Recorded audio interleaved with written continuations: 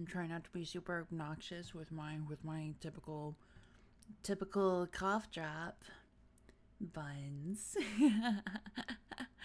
Hi, cutie pies.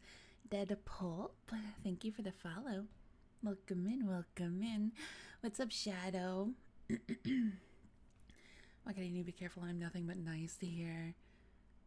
Unlike some people here, to her, unlike some people here. What's up, Lego? Welcome back. Welcome back. Welcome back. I'm sorry, you're getting all the icky mouth noises right now. I'm so sorry.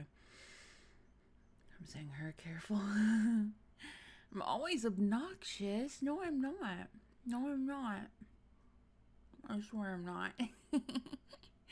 What's up, Spazzy? I hope you're feeling better.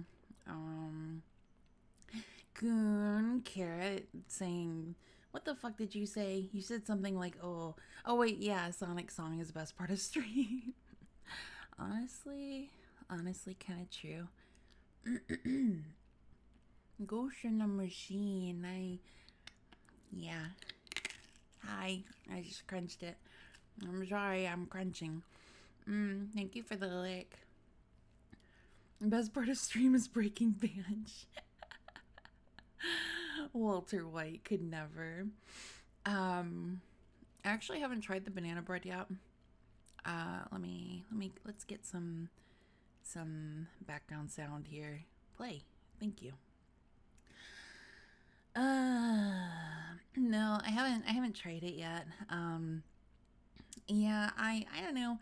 I don't know what got into me. How can you not? It looks so good. Well, because I'm not ready for it. I'm not hungry for it yet. Like I had my dinner. Like I was like that's literally why I went to. Is the rain too loud? Tell me if the rain's too loud. To let it sit this long. Yeah, I went in there to boil some eggs for. It's a tad loud. Yeah, it's kind of loud on my side too. Maybe I should just turn it down on my side. Do. Let's try that. All right. Tell me now. Gonna lock in on Hollow Knight Arena real quick. Might take me a bit, so see y'all later maybe. Yeah. Good luck with that. Good luck. Take me with you, but you're not going anywhere. My mouth is making so many weird noises tonight. I'm so sorry. Kusarigama. I'm sorry if I butchered that. Thank you for the follow. I hope you're doing good. Mic audio could probably go down a ways. Are you trying to shut me up, or no? You're trying to shut me up. Yep. You're trying to shut me up. Like muted, yep, mother.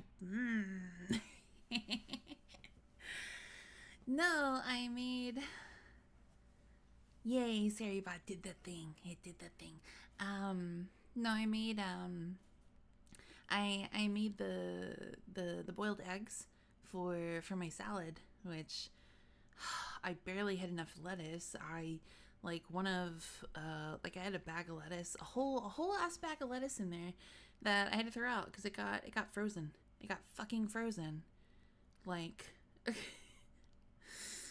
and it's not good at that point. I am very close. I want to be close to you guys. I want to be really close up. I want to get closer to you. Cobb salad. I can actually see your nose. I don't have a nose. Where's Ghosty? Ghosty Dreamy went away for a little bit because I don't know. I was having a lot of scuff issues, and I took Dreamy away for a little. Crunchy lettuce. No, frozen lettuce is not nice. Frozen lettuce does not taste good. I asked you not to. I'm a monster. Whatever. I think Dreamy's fine when you're not in a gaming stream. I'm not worried about it right now. What else will you take from me?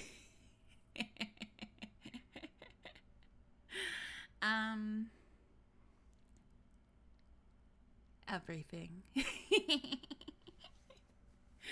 And Anky. Oh no. See, it wouldn't be a proper stream if Buns didn't have a little tiny tantrum. So, you know. Dreamy is just in our dreams delivering them to Banshee. That's true. That's true. Dream Dash. Yeah, raw. Yeah. Incoming tantrum. I need to turn my phone on. What's up, Fiskery? Oh my god. Alright, phone, stop it. Stop it.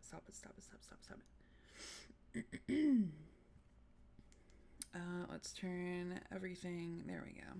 Plus, I need to put that on the charger. Oopsie daisy. Oopsie whoopsie. Let's see. Oh, well, we'll be reading the Superman Legacy script to us this evening.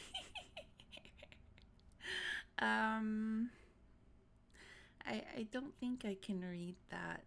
I don't think so. No. At least I have strawberry ice cream. Oh, I want some strawberry ice cream. What's up, Aurelia? I'm good. My night's going good. We're just trying to... I usually have a nap before this, and James Gunn and I are cool. He'll let you do it. No, the fuck he won't. The way that VOD would be stricken down so quick. How you doing, Aurelia? I ain't sharing because you said I threw a tantrum. You wouldn't have shared with me anyway. I know you wouldn't have. I know things. But we are... The brightest flames burn out the fastest. I share with chat. Well, good. You should share with chat. Share with chat. There we go. You should. Oh my goodness. Poppy, pop. If you don't talk in chat, then you don't get it. Still waiting on the tarmac of JFK. They said they're closing soon. I mean, like I said, I haven't even tried it. The bread could be horrible. The banana bread could be awful. It could be. I don't think it is. Oh, there's an Amber Alert pop up on my phone. Oh, geez. Oh, Lord. Okay, stop. I saw it. Everything stop. What is going off? Oh, it's the phone on my... Oh, my God. Okay. Here we go. Oh, my God. Stop. They finally tracked you down. There we go. It was an Amber Alert on the tracking phone that I use. Here we go. For the phone that's a camera. Yeah, I did.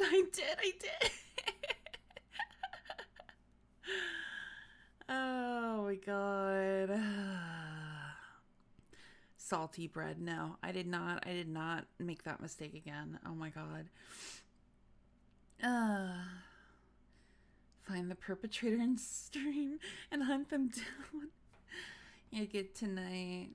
I was Shimmery, the girl with the kid you scared the shit out of 2 weeks ago. Oh my God, that's right. No, not potassium bread, I swear to God.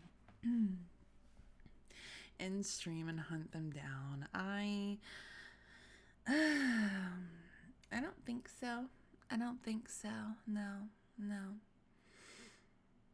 You know what? I'll give you some. Hey, good Banshee, have some strawberry ice cream. I don't trust that. I don't trust. I'm feeling nice. I don't trust that at all.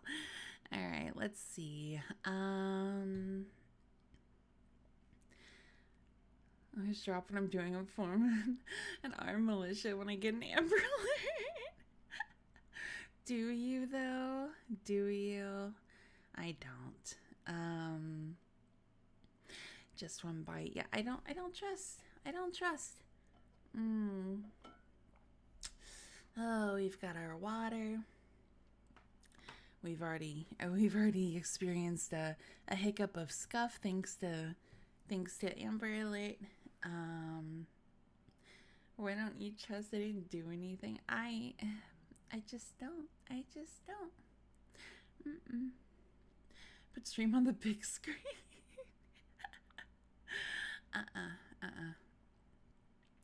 So we have a little assortment of stories tonight. I was kind of browsing Project Gutenberg. As I say that word, I'm literally smirking right now. Scuff on Binger needs to be adjusted to scuff times 5. No, it's just a free spot. It's a free spot for you. I don't trust you. Yeah, free space but less immediate. But yeah, we're gonna start off with a Russian folk story. Like a folk tale. Yeah, Russian. If I can move my big head, I cannot. Whatever, you'll just have to believe me. It's folk tales, or it's a folk tale. And it's called Baba Yaga. So I'm taking a break because I'm giving myself carpal tunnel. Oh my god. Don't do that. Don't do that. Don't do that. Don't do that. If you have the name available, could you copy that in the chat for us? What? Let your family apps. Okay, we're not getting that distracted this early. We're not. Alright.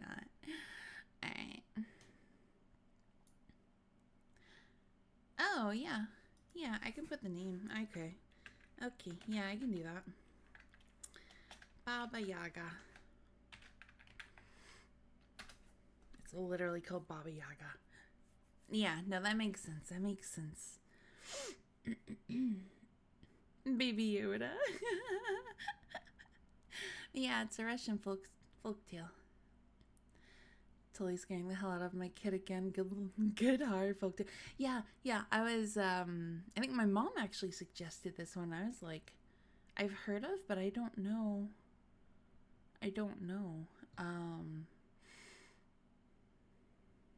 The one time not messing around gets ignored. I didn't ignore. I didn't understand. The witch with a house that stands on chicken legs. Oh my lord. Okay. Well. Yeah, that's perfect, Coon. That's perfect. Alright. So, get your blankets. Get your stuffies. Get your kitties or puppers. Whatever you need. Whatever you need to be all not Baby Yoda.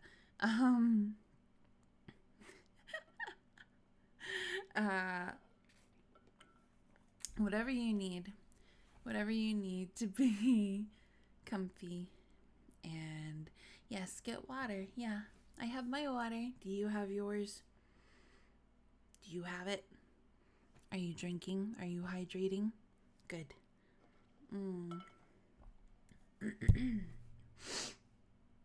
Okay. Excuse me. Alright. We're gonna read Baba Yaga. Stop watching me. Alright. I promise I'm not getting distracted immediately. Okay, let's do this. Let's get into this. Got food, kid, and drink. We're good. You're good. Yes. That's perfect. Somewhere, I cannot tell you exactly where, but certainly in vast Russia, there lived a peasant with his wife, and they had twins, son and daughter. One day the wife died, and the husband mourned over her very sincerely for a long time. 1 year passed, and 2 years, and even longer. But there is no order in a house without a woman, and a day came when the man thought, if I marry again, possibly it would turn out all right.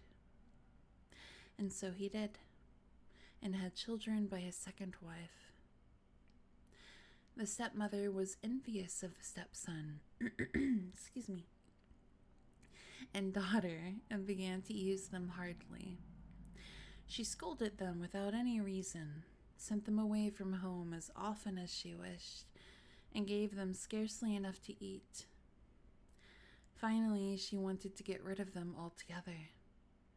Do you know what it means to allow a wicked thought to enter one's heart? The wicked thought grows all the time like a poisonous plant and slowly kills the good thoughts. A wicked feeling was growing in the stepmother's heart, and she determined to send the children to the witch, thinking sure enough that they would never return. That was very, very wet mouth there. Dear children, she said to the orphans, go to my grandmother who lives in the forest in a hut on hen's feet. You will do everything she wants you to, and she will give you sweet things to eat, and you will be happy. The orphans started out, but instead of going to the witch, the sister, a bright little girl, took her brother by the hand and ran to their own old grandmother and told her all about their going to the forest. Baba Ada Ada. You did fucking not. Fine, we will pause the Ada I. Ada Ada. Yeah, it's real sexy, isn't it? Yeah, I swear to fucking God. Here we go. Ada Ada.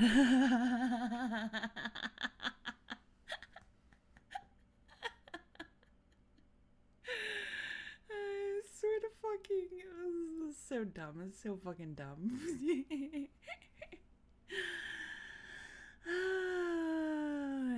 No, don't be sorry. Don't be sorry. Is Ada Ada supposed to be sexy or distracting? I don't know. Honks and notes. Okay.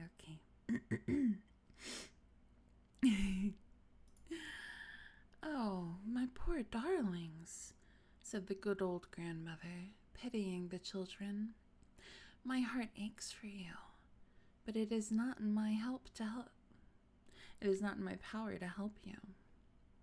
You have to go not to a loving grandmother, but to a wicked witch. Now listen to me, my darlings, she continued. I will give you a hint. Be kind and good to everyone. Do not speak ill words to anyone. Do not despise helping the weakest, and always hope that for you, too, there will be the needed help. So their grandmother told them to go to this wicked witch.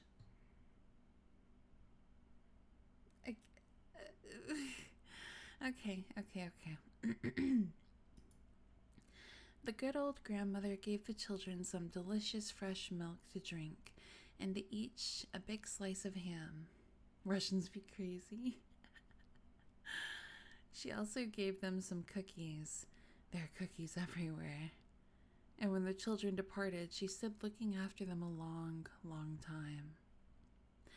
The obedient children arrived at the forest and, oh, wonder, there stood a hut, and what a curious one. It stood on tiny hen's feet, and at the top was a rooster's head. With their shrill, childish voices they called out, Izbushka, Izbushka, turn thy back to the forest and thy front to us. The hut did as they commanded. The two orphans looked inside and saw the witch resting there, her head near the threshold, one foot in one corner, the other foot in another corner, and her knees quite close to the ridgepole. "Foo, foo, foo," exclaimed the witch. "I feel the Russian spirit." The children were afraid and stood close, very close together, but in spite of their fear, they said very politely, "Oh, grandmother, our stepmother sent us to thee to serve thee." "All right, I am not opposed to keeping you, children. If you satisfy all my wishes, I shall reward you. If not, I shall eat you up." Oh my god. Without any delay, the witch ordered the girl to spin the thread, and the boy, her brother, to carry water in a sieve to fill a big tub. She's a nice witch. What's up, Uncrowned? Welcome in. Thank you for the head pats. Let me take a sip.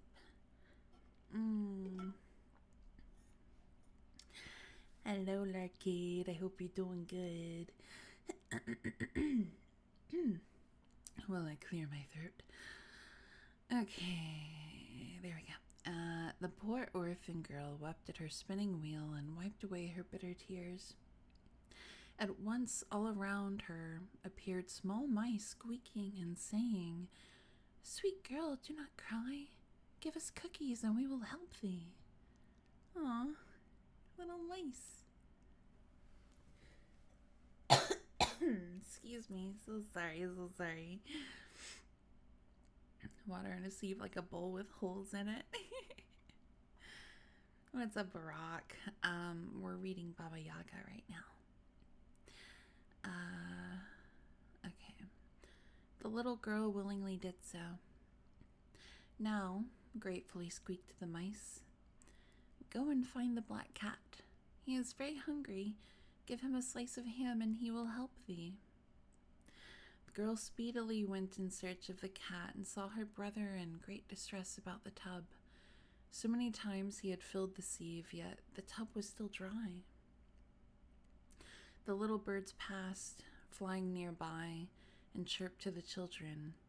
"Kind-hearted little children, give us some crumbs and we will advise you." A sieve is like a filter. Like a bowl with holes in it. Oh, goodness.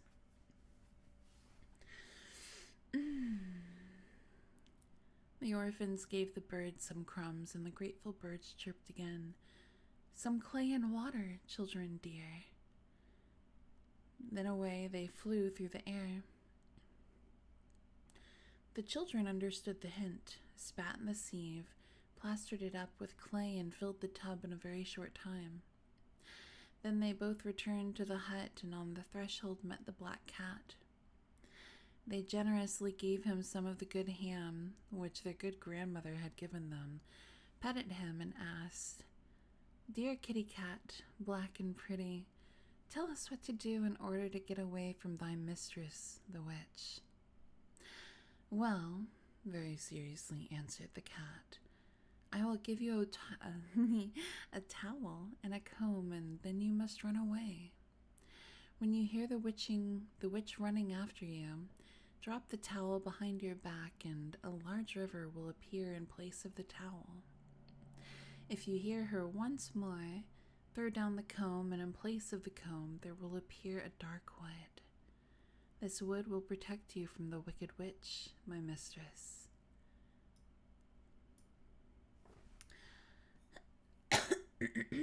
My throat. What's up, Shiva? Better be reading Baba Yaga. I am no, Baby Yaga. It's not. It's Baba Yaga. Hi, fishy.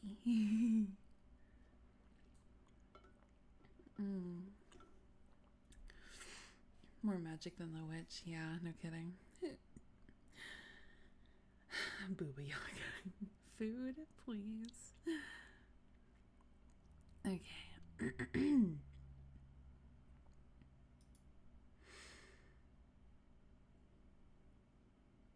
Wait, why does it say Baby Yaga?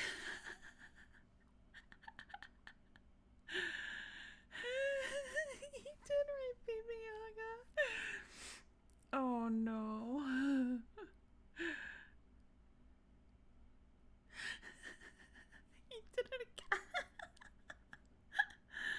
witch hasn't done anything yet. No, not yet. Okay. Baba Yaga came home just then. Is it not wonderful, she thought. Everything is exactly right. Well, she said to the children, today you are brave and smart. Let us see tomorrow. Your work will be more difficult, and I hope I shall eat you up. The poor orphans went to bed, not to a warm bed prepared by loving hands, but on the straw in a cold corner. Nearly scared to death from fear, they lay there, afraid to talk, afraid even to breathe. The next morning, the witch ordered all the linen to be woven and a large supply of firewood to be brought from the forest. The children took the towel and comb and ran away as fast as their feet could possibly carry them. The dogs were after them, but they threw them the cookies that were left. The gates did not open themselves, but the children smoothed them with oil.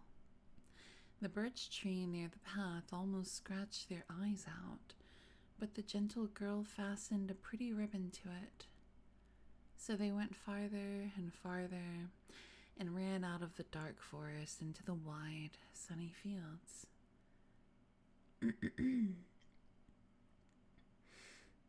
Why are stepmothers so mean? They're always portrayed as like these little beasts.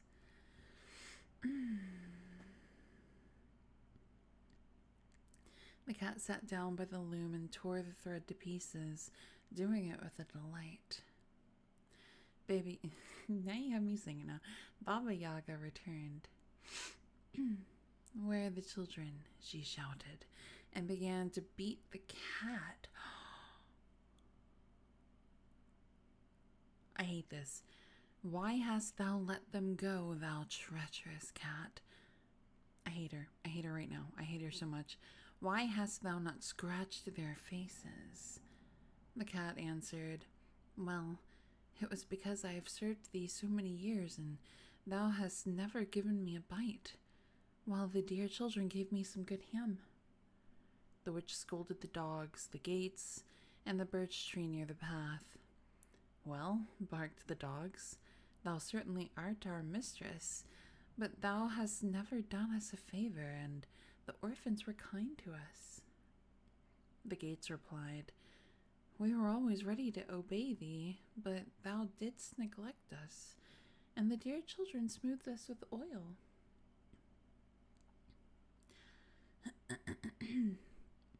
The birch tree lisped. Oh, this fucking word. Lisped with its leaves. Thou hast never put a simple thread over my branches, and the little darlings adorned them with a pretty ribbon. Baba Yaga understood that there was no help and started to follow the children herself. In her great hurry, she forgot to look for the towel and the comb, but jumped astride a broom and was off. The children heard her coming and threw the towel behind them. At once a river, wide and blue, appeared and watered the field. Baba Yaga hopped along the shore until she finally found a shallow place and crossed it. Again, the children heard her hurry after them, and so they threw down so they threw down the comb. This time a forest appeared, a dark and dusky forest in which the roots were interwoven. The branches matted together, and the treetops touching each other. The witch tried very hard to pass through, but in vain, and so very, very angry, she returned home.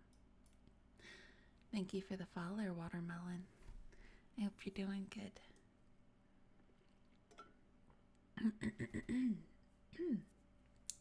Is this where the moral of Superman came from?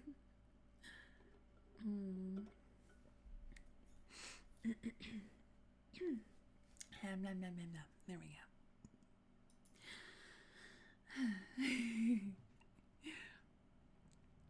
The orphans rushed to their father, told him all about their great distress, and thus concluded their pitiful story. Ah, father dear, why dost thou love us less than our brothers and sisters? The father was touched and became angry. He sent the wicked stepmother away and lived a new life with his good children. From that time, he watched over their happiness and never neglected them anymore. How do I know this story is true? Why, one was there who told me about it.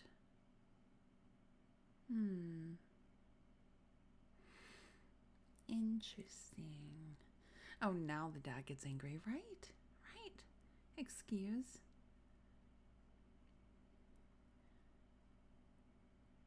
I don't see. Yeah. What? I had to clear my throat. Okay. I think we good.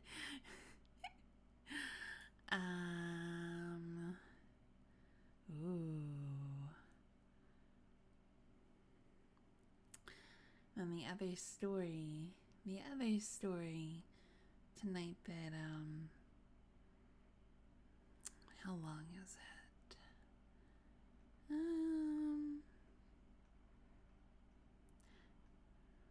Where's the end? Where is the end? Oh wait, there it is. Wait, no, yes, yeah, here it is. Harry Potter and the Order of the Phoenix. A single dad with 4 kids is it is kind of crazy.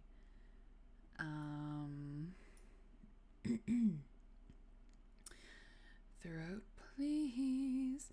We're gonna read. We're gonna read The Call of Cthulhu by H.P. Lovecraft. Yeah.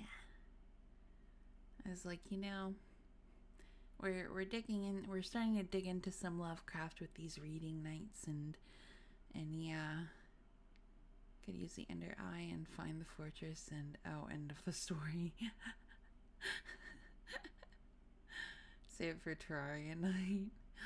Yes, Lego. Yes, I'm very much enjoying the stories that we've read so far. What kind of books do you read or like, Banshee? I like horror. I like fantasy. Yeah. I'm currently reading through the Harry Potter books. That I don't ask me why, because I'm very much a reader. I have yet to read, so I was talking to Spazzy about this a few nights ago, and yeah, I'm on the second one. I'm on the second one right now. Can't wait to peep the unfathomable horrors beyond this dimension. Yes. My immortal win. What's my immortal? Is that is that smut? What are you telling me? You make the elevator. That's a very yes and no. That's smut. Yeah. Famously bad fan fiction. It's very infamous. I see. I feel like I've heard of it. Maybe seen something on or seen that cover on Book Talk or something. Maybe, I don't know. I'd rather watch the movies. Oh no. Harry Potter fan fiction. Oh, okay. Internet historian video on it years ago. Oh no. Yeah. Really bad fan fictions of Twilight. I mean, one could go with that whole wasn't 50 Shades wasn't that kind of like the Twilight fan fiction that was turned into books? Said fanfiction or its purpose, really. Maybe he becomes goth and changes his name to vampire. Where's the happening darkness dementia? Right? What? As yeah. See, I know some stuff. All right.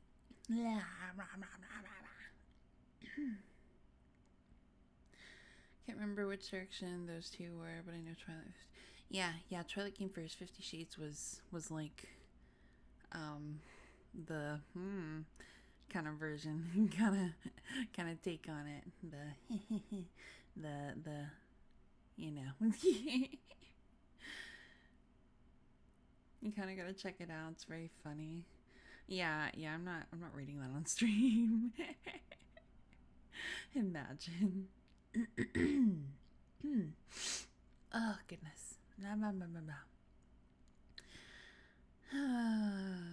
only read One World, Two Stuff Like Making Bombs for learning what? Just make it PG.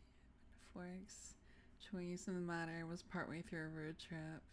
Tale of Two Kitties. Alright. I swear. Blech. Okay. Creating stories and stories with already established things are easy to write. Yeah, for sure. Okay.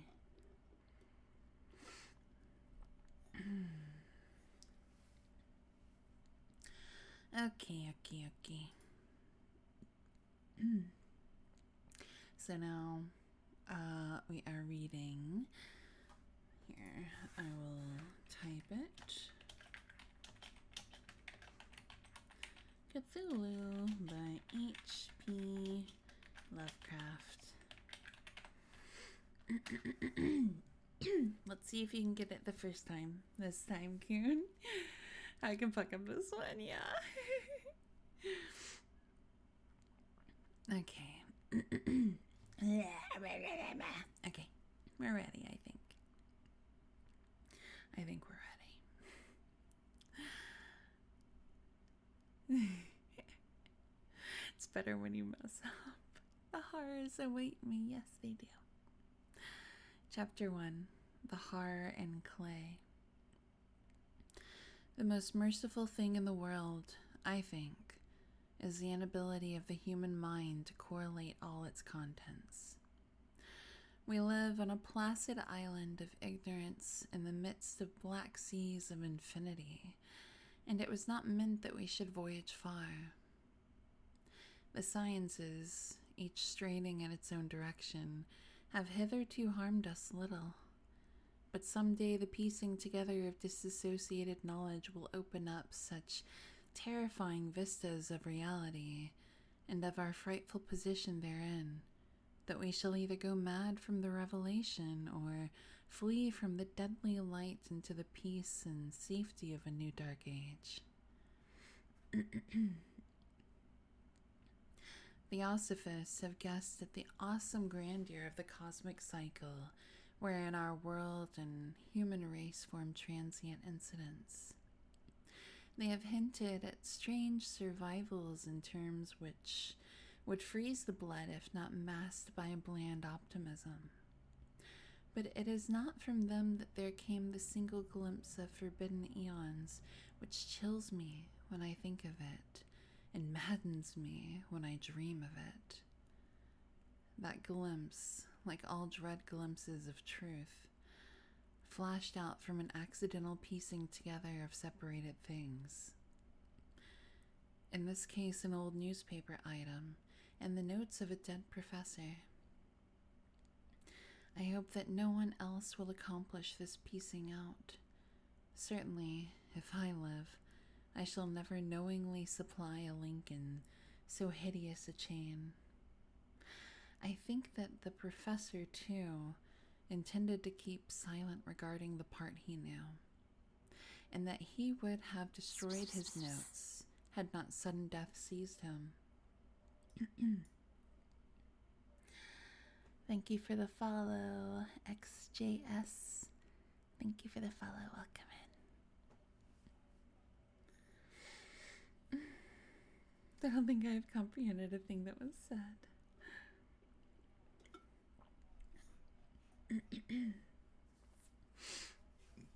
Oh, excuse me. Reminds me of crazy for some odd reason.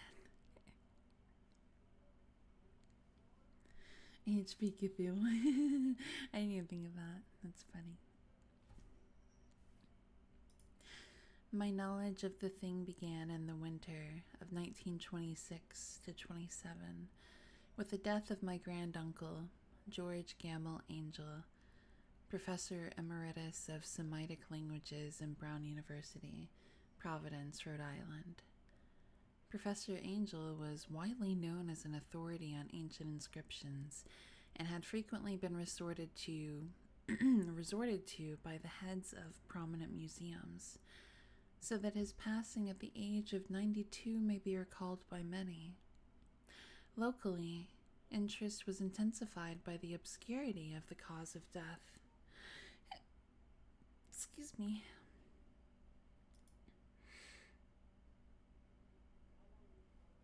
Uh-oh. Oh, there we go. Okay. Oh my god.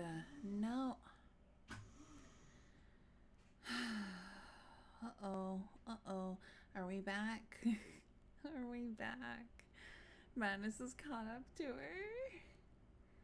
Got the Call of Cthulhu. Hello. Hello. I'm back. I think a certain TV gets turned on and then the internet does a little like, oh, and then it, like a little hiccup.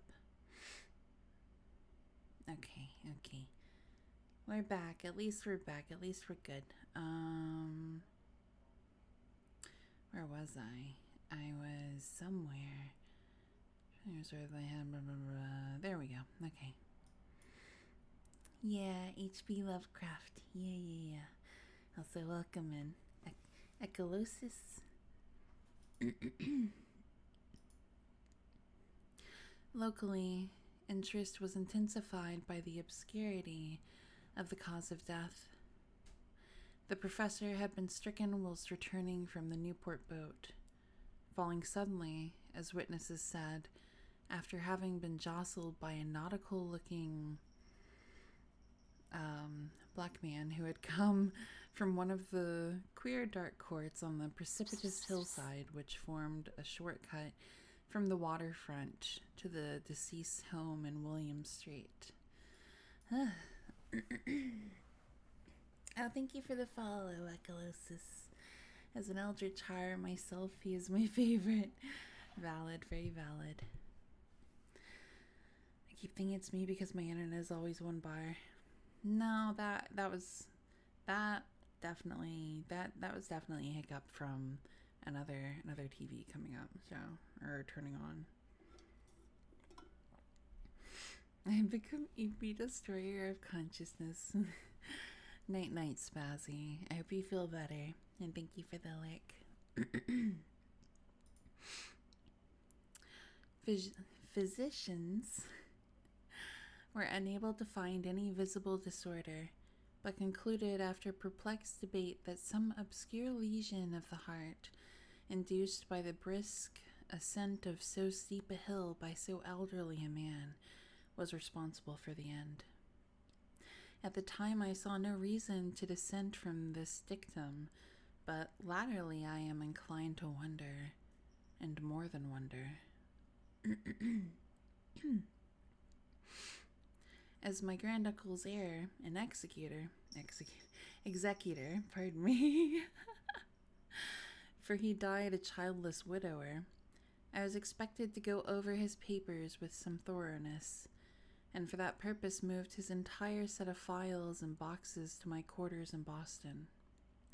Much of the material which I correlated will be later published by the American Archaeological Society, but there was one box which I found exceedingly puzzling, and which I felt much averse from showing to other eyes.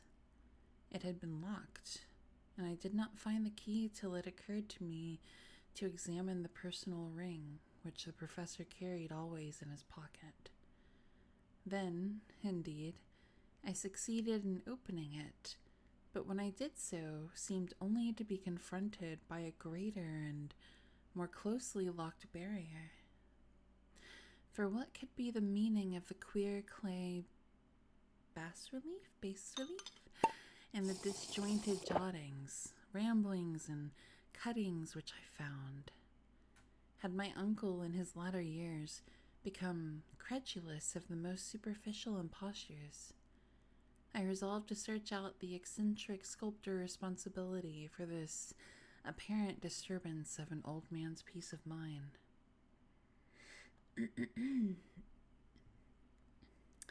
Oh, thank you for the stretch and the hydrate. I'm impatient.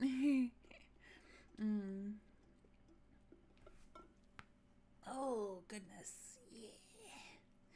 Thank you, thank you.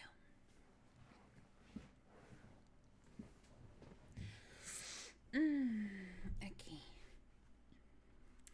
Now we be comfy. The bas-relief was a rough rectangle less than an inch thick and about 5 by 6 inches in area, obviously of modern origin.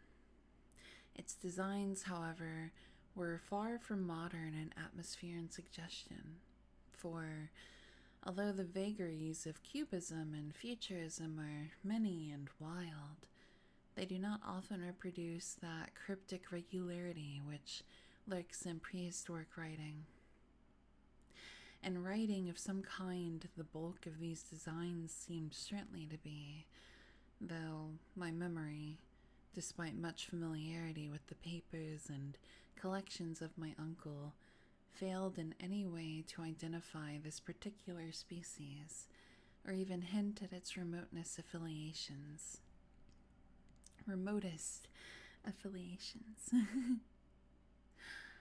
Above these apparent hieroglyphics was a figure of evidently pictorial intent, though its impressionistic execution forbade a very clear idea of its nature.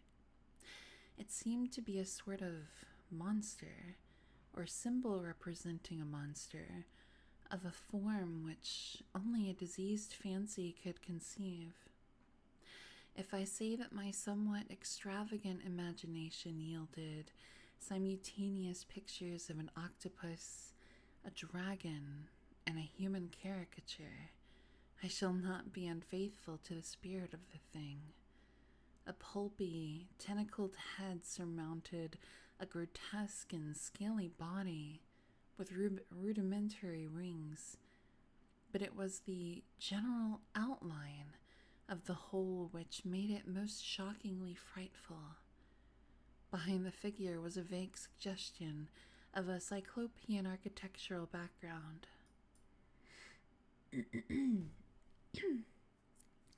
I go to bed. I caused some tantrums and made Chase Bouncy was good. Night night buns. Thank you for the lick. No, thank you for the biddies. I will clear my throat. Excuse me. Okay.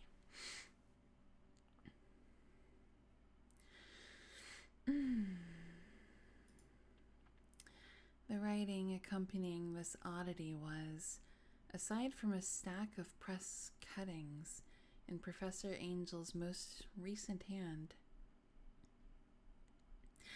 Pulpy wasn't a word I expected to hear describing this.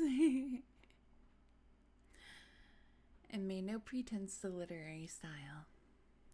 What seemed to be the main document was headed Cthulhu Cult, and characters painstakingly printed to avoid the erroneous reading of a word so unheard of. This manuscript was divided into 2 sections, the first of which was headed 1925, Dream and Dream Work of H.A. Wilcox, 7 Thomas Street, Providence, Rhode Island, and the second, Narrative of Inspector John R. LaGrasse, 121 Bienville Street, New Orleans, Louisiana, at 1908 AAS MTG. notes on same, and Professor Webb's account. The other manuscript papers were all brief notes, some of them accounts of the queer dramas of different persons, some of them citations from theosophical books and magazines, notably W. Scott Eliot's Atlantis and the Lost Lemuria, and the rest comments on long-surviving secret societies and hidden cults, with references to passages in such mythological and anthropological source books as Fraser's Golden Bow and Miss Murray's Witch Cult in Western Europe. The cuttings largely alluded to mental illnesses and outbreaks of group folly or mania in the spring of 1925.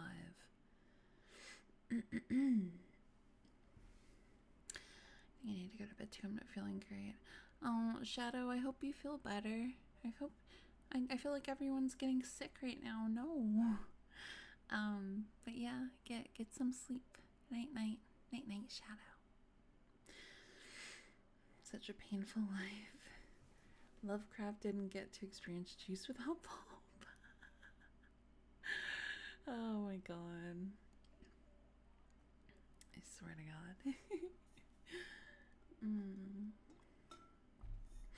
Madness in my veins. The first half of the principal manuscript told a very peculiar tale. It appears that on March 1st, 1925, a thin, dark young man of neurotic and excited aspect had called upon Professor Angel, bearing the singular clay bas-relief, which was then exceedingly damp and fresh. His card bore the name of Henry Anthony Wilcox, and my uncle had recognized him as the youngest son of an excellent family slightly known to him, who had latterly been studying sculpture at the Rhode Island School of Design and living alone at the Fleur-de-Lis building near that institution. More Titanic flutes. Stop.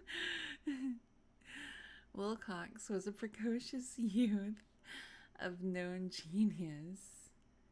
Darkest Dungeon quotes from now on. Wilcox was a precocious youth of known genius, but great eccentricity, and had from childhood excited attention through the strange stories and odd dreams he was in the habit of relating. He called himself psychically hypersensitive, but the staid folk of the ancient commercial city dismissed him as merely queer. Never mingling much with his kind, he had dropped gradually from social visibility and was now known only to a small group of aesthetes from other towns.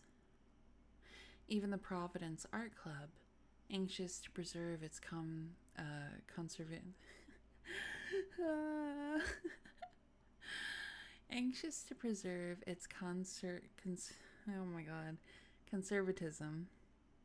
I promise I can speak. I promise I can read. I promise I can.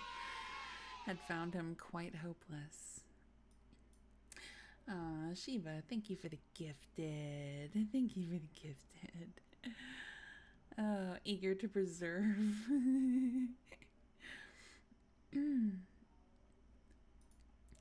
On the occasion of the visit, many fish in the sea. On the occasion of the visit, ran the professor's manuscript, the sculptor abruptly asked for the benefit of his host's archaeological knowledge in identifying the hieroglyphics on the bas-relief. He spoke in a dreamy, stilted manner, which suggested pose and alienated sympathy, and my uncle showed some sharpness in replying, for the conspicuous freshness of the tablet implied kinship with anything but archaeology. Young Wilcox's rejoinder, which impressed my uncle enough to make him recall and record it verbatim, was of a fantastically poetic cast, which which must have typified his whole conversation, and which I have since found highly characteristic of him. He said, "It is new, indeed, for I made it last night in a dream of strange cities, and dreams are older than brooding Tyre, or the contemplative Sphinx, or garden-girdled Babylon." It was then that he began that rambling tale, which suddenly played upon a sleeping memory and won the fevered interest of my uncle. Behold the infinite malignancy of the stars. Hi, Cat Sketch. Welcome in.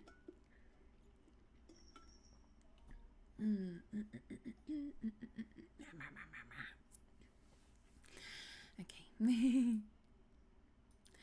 There had been a slight earthquake tremor the night before.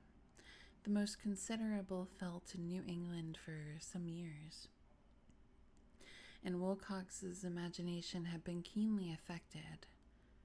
Upon retiring, he had had an unprecedented dream of great cyclopean cities of Titan blocks and sky-flung monoliths, all dripping with green ooze and sinister with latent horror.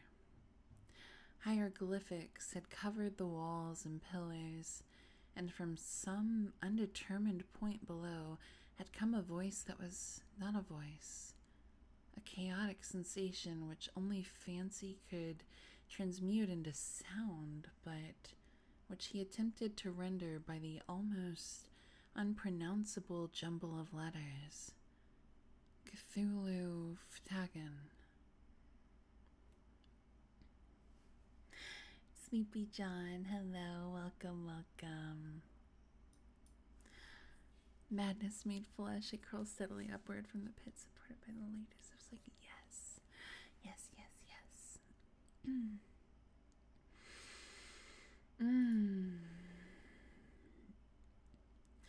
This verbal jumble was the key to the recollection which excited and disturbed Professor Angel. He questioned the sculptor with scientific minuteness and studied with almost frantic intensity the bas-relief on which the youth had found himself working, chilled and clad only in his nightclothes, when waking had stolen bewilderingly. I may have to do something about my OBS because it's being a butthole. It's being a little butthole. Where is this? Wait, what? Oh no. Why is this? Why? Oh my god, just cancel. Just hit okay, whatever. I hate everything. Things are messing up. Oh no. Save, whatever. I need to find my docs. I know I'm back. I don't have my docs up. Here we go. Okay, there we go.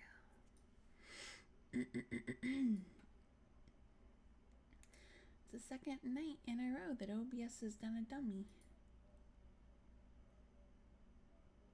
I was wondering why it got so quiet. Yeah, I gotta fix my music too. Or background sounds. I need my noise. Let's get that back over here. Yeah, sorry y'all. Sorry, there's OBS is being kind of funky. I'm not sure why. Let's see. It usually doesn't give me issues either, so it's like or rarely does. I guess let's just restart that. Let's see if it'll let me do it that way. Oh, yep, it will. Okay. There we go.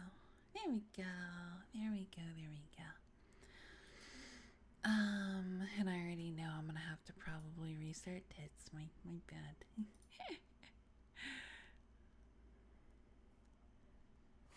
wouldn't be timed with any new Windows updates, would it? I mean, I don't know. I don't actually know. I should check that though.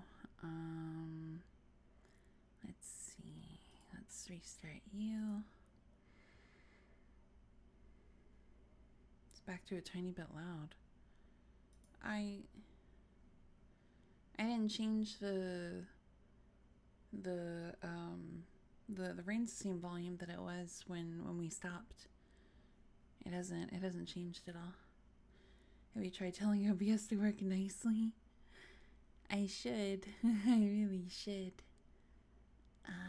Let's see. Let's bring that back up. It won't be the first time. Yeah, no, the volume for the rain is totally the same. Let's see. Okay, yeah, that works. Okay. We back. Excuse me. Of course, everything but the background here. Excuse you. There we go. Now we're back. Now we're fully back. Vistas of emptiness reveal themselves.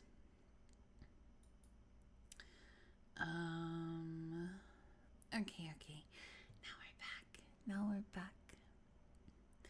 Many of his questions seemed highly out of place to his visitor, especially those which tried to connect the latter with strange cults or societies. And Wilcox could not understand the repeated promises of silence which he was offered in exchange for an admission of membership in some widespread mystical or paganly religious body. Blah, blah, blah.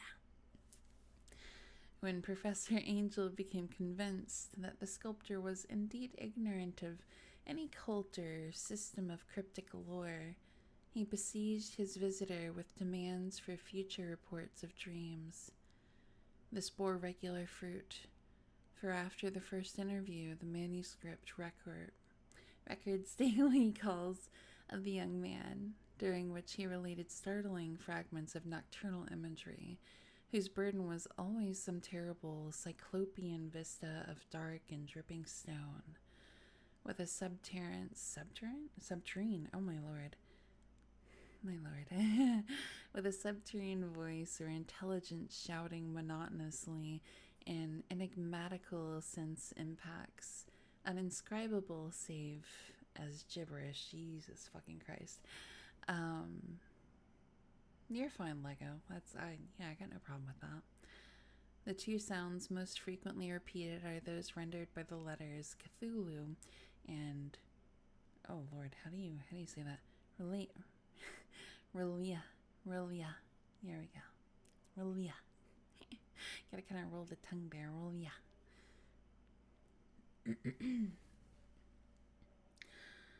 On March 23rd, the manuscript continued. Wilcox failed to appear, and inquiries at his quarters revealed that he had been stricken with an obscure sort of fever and taken to the home of his family in Waterman Street. He had cried out in the night, arousing several other artists in the building, and had manifested since then only alternations of unconsciousness and delirium. My uncle at once telephoned the family, and from that time forward kept close watch of the case, calling often at the Thayer Street office of Dr. Toby, whom he learned to be in charge. The youth's febrile mind, apparently, was dwelling on strange things, and the doctor shuddered now and then as he spoke of them. They included not only a repetition of what he had formerly dreamed, but touched wildly on a gigantic thing, miles high, which walked or lumbered about. He at no time fully described this object, but occasional frantic words, as repeated by Dr. Toby, convinced the professor that it must be identical with the nameless monstrosity he had sought to depict in his dream sculpture. A reference to this object, the doctor added, was invariably a prelude to the young man's subsidence into lethargy. Subsidence into lethargy. His temperature, oddly enough, was not greatly above normal, but the whole condition was otherwise such as to suggest true fever rather than mental disorder.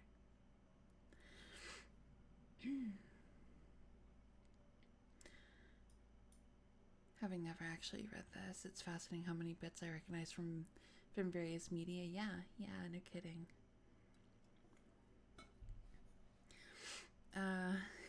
We're trying. Oh, ugh. Okay.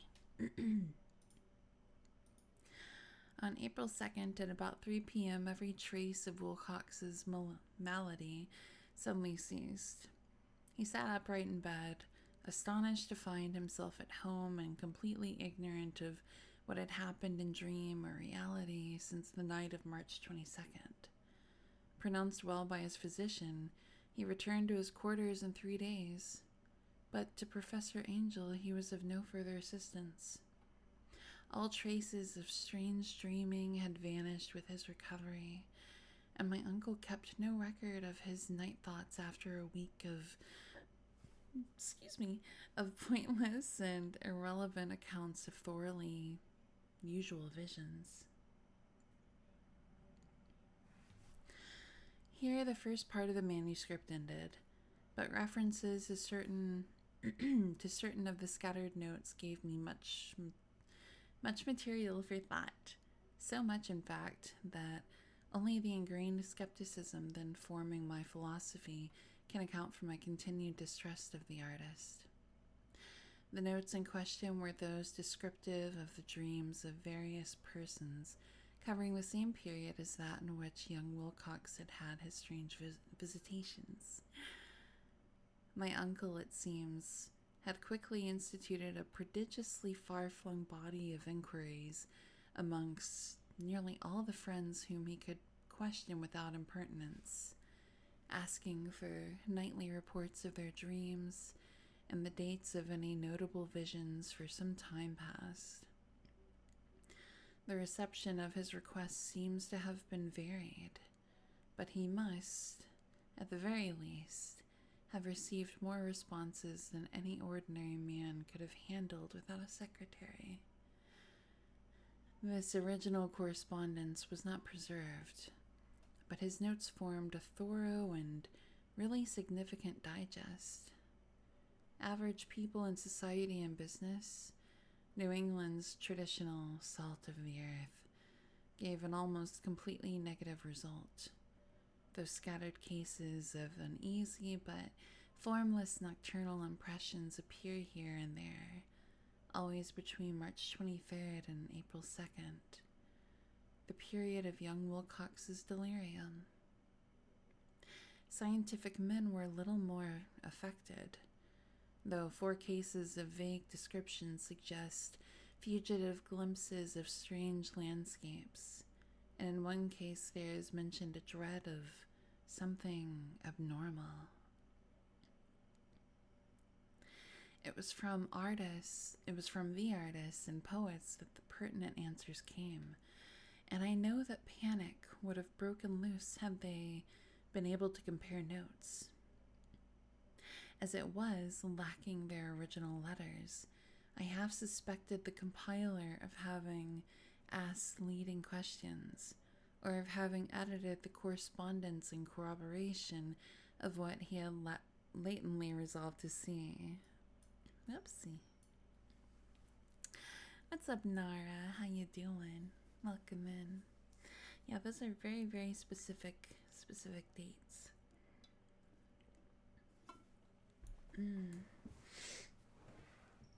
Oh, goodness. Very, very specific dates. Okay.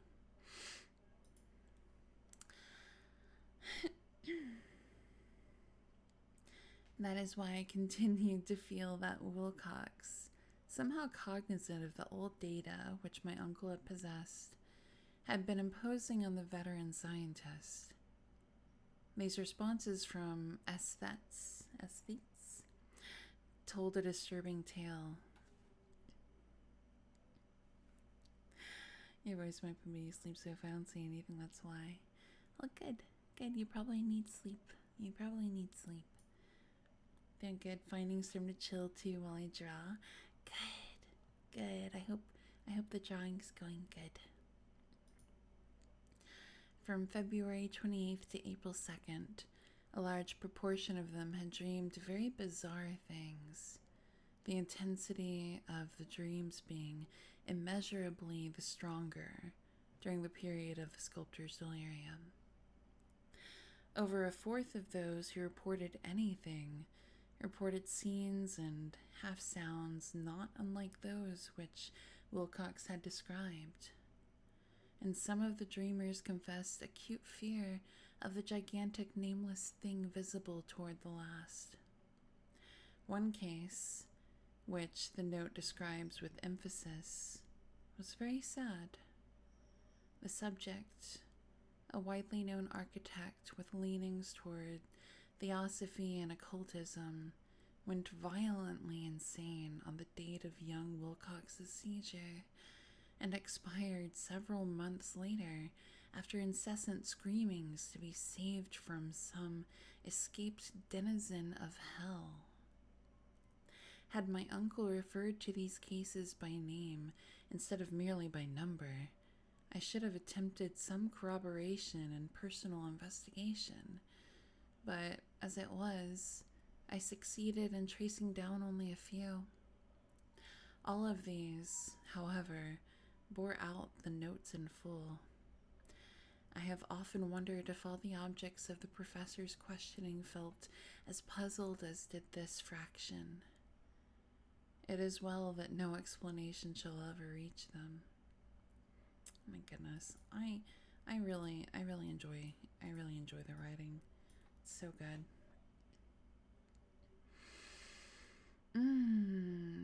Hi, Sleepy John. Welcome in. And your sleep is when the Eldritch gets you. Madness infects us all.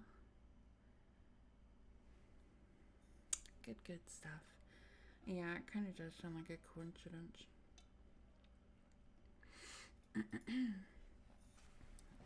Okay. The press cuttings, as I have intimated, touched on cases of panic, mania, and eccentricity during the given period. Professor Angel must have employed a cutting bureau, for the number of extracts was tremendous, and the sources scattered throughout the globe. Here was a nocturnal suicide in London, where a lone sleeper had leaped from a window after a shocking cry. Here, likewise, a rambling letter to the editor of a paper in South America, where a fanatic deduces a dire future from visions he has seen.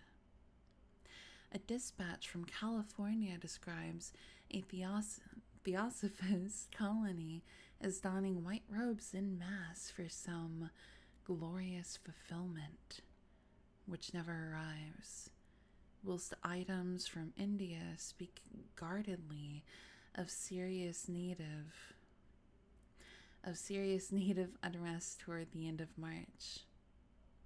Voodoo orgies multiply in Haiti, and African outposts report ominous mutterings.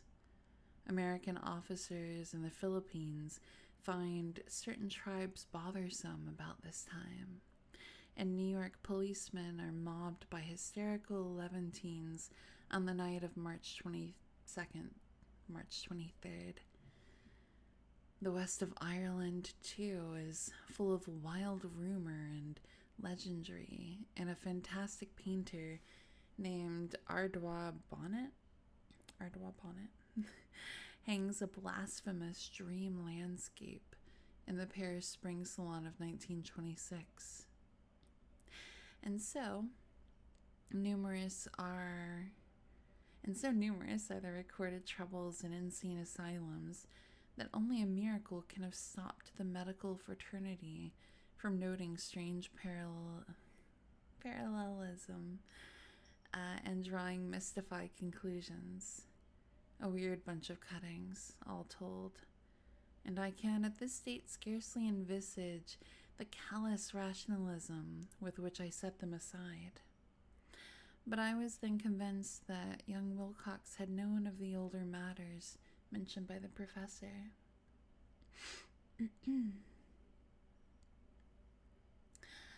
Thank you for the follow, JIR. Thank you for the follow. I hope you're doing good. Chapter 2. The Tale of Inspector Legrasse. They really don't like Aries season, that's all. I take that so personally.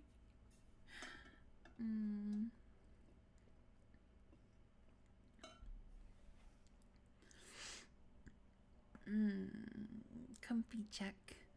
Are you all good and comfy? Are you very comfy? Are you hydrated? Are your tummies full? I will do the stretch. Oh my goodness. Thank you for the stretch. Let me check this real quick. Okay. The Tale of Inspector Legrasse. There we go. The older matters which had made the sculptor's dream and bas-relief so significant to my uncle formed the subject of the second half of his long manuscript. Once before, it appears, Professor Angel had seen the hellish outlines of the nameless monstrosity, puzzled over the unknown hieroglyphics, and heard the ominous syllables which can be rendered only as Cthulhu. And all this in so stirring and horrible a connection that it is small wonder he pursued young Wilcox with queries and demands for data. This earlier experience had come in 1908, 17 years before, when the American Archaeological Society held its annual meeting in St. Louis. Professor Angel, as befitted one of his authority and attainments, had had a prominent part in all the deliberations, and was one of the first to be approached by the several outsiders who took advantage of the convocation to offer questions for correct answering and problems for expert solution. The chief of these outsiders, and in a short time the focus of interest for the entire meeting, was a commonplace-looking middle-aged man who had traveled all the way from New Orleans for certain specific information unattainable from any local source. His name was John Raymond Legrasse, and he was by profession an inspector of police. With him he bore the subject of his visit, a grotesque, repulsive, and apparently very ancient stone statuette whose origin he was at a loss to determine. Uh-oh. Yeah, let's see. I thought I fixed that. I thought I fixed it. I got scammed. Here, let me see what I can do. It might be mix it up that it messed it up.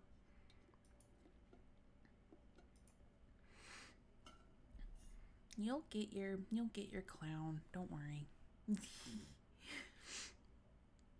You'll get your clown, fishy.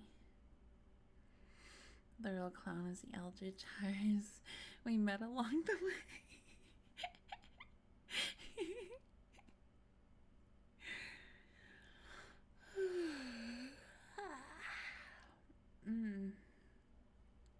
Okay, let's bring this back up, of course, like, I don't remember which. I'll bring it. I'll get it. I'll get it. Cthulhu with a clown nose.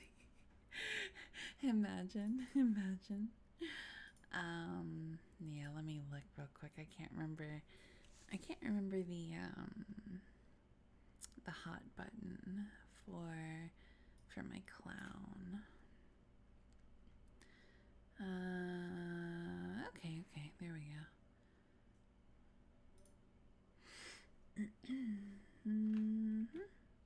There we go. They go fishy.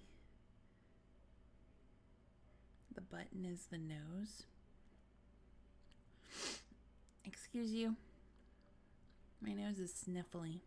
Here, let me blow my nose before we get back into reading.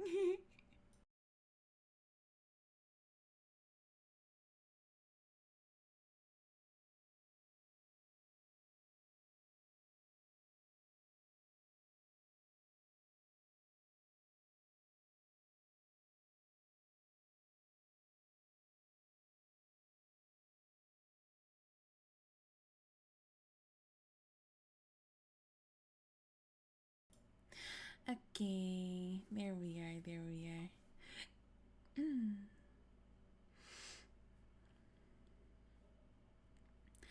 Hi, Simon. Welcome in. Yaga. You jarred nerd. I swear to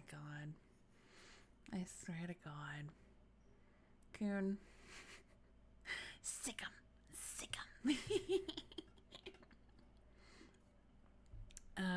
Let me find the book again. There we go. There it is. If any of you have not heard of, if you haven't gotten your dose of Yaga, you should. They're kind of stinky. They're kind of tiny, but they're very sweet when they're not being big stinky, and very talented. Yeah. So back to Lovecraft, back to our Cthulhu. I'm not stinky or tiny. I can't hear you from down there. Yeah, okay, yeah. Back to the story time. Shh. It must not be fancied. Thank you, Ranger, for the follow. Thank you. It must not be fancied that Inspector Legrasse had the least interest in archaeology. On the contrary, his wish for enlightenment was prompted by purely professional considerations. The statuette, idol, fetish, or whatever it was, had been captured some months before in the wooded swamps south of New Orleans during a raid on a supposed voodoo meeting, and so singular and hideous were the rites connected with it, that the police could not but realize that they had stumbled on a dark cult totally unknown to them, and infinitely more diabolic than even the blackest of the African voodoo circles. Of its origin, apart from the erratic and unbelievable tales extorted from the captured members, absolutely nothing was to be discovered. Hence the anxiety of the police for any antiquarian lore which might help them to place the frightful symbol, and through it track down the cult to its fountainhead.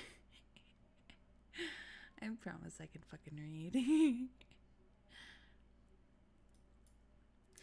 Thank you for the follow, Silent Silver's Tavern. Welcome in. Whatever you say. Inspector Legrasse was scarcely prepared for the sensation which his offering created. One sight of the thing had been enough to throw the assembled men of science into a state of tense excitement, and they lost no time in crowding around him to gaze at the diminutive figure whose utter strangeness and air of genuinely abysmal antiquity hinted so potently at unopened and archaic vistas. No recognized school of sculpture had animated this terrible object, yet centuries and even thousands of years seemed recorded in its dim and greenish surface of unplaceable stone. Hello, Silent Silvers. Welcome in. I hope you're doing good. Hope everyone's doing good in here. Lavender Sign, thank you for the follow. Thank you, thank you.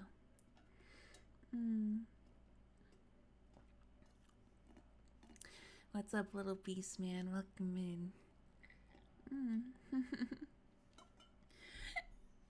Excuse me.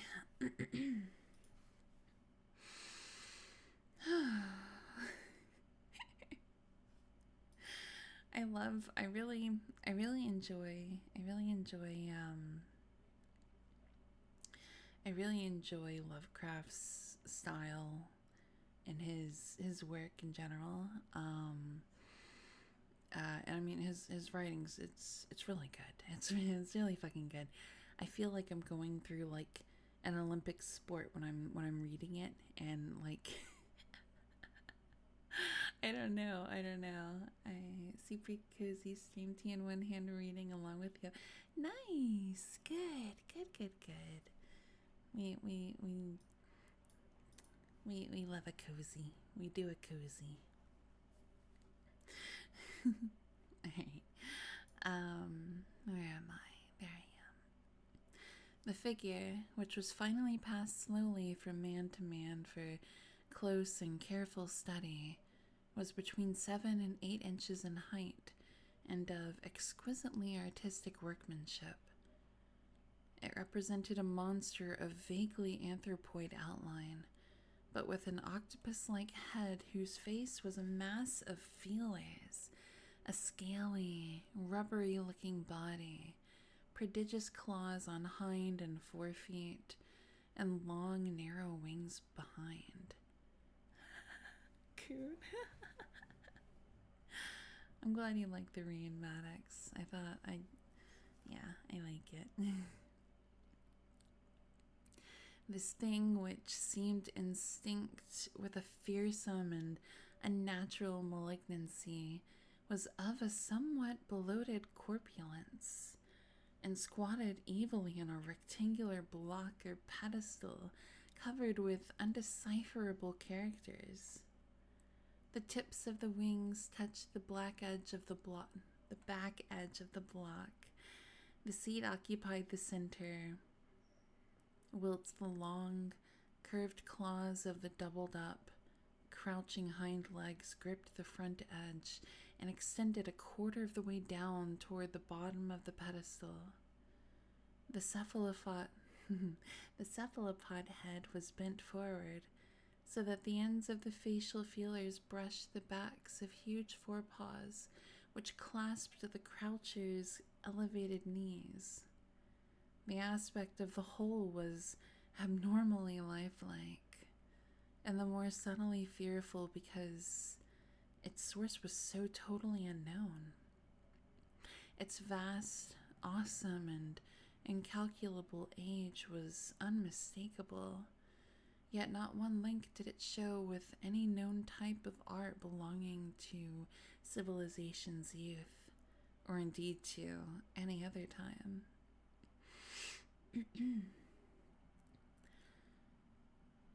Totally separate and apart, its very material was a mystery. For the soapy, greenish black stone with its golden or iridescent flecks and striations resembled nothing familiar to geology or mineralogy.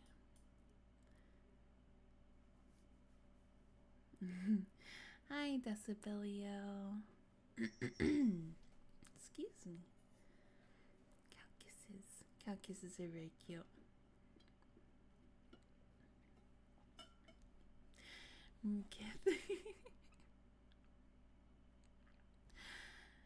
The characters along the base were equally baffling, and no member present, despite a representation of half the world's expert leaning in this field, could form the least notion of even their remotest linguistic kinship.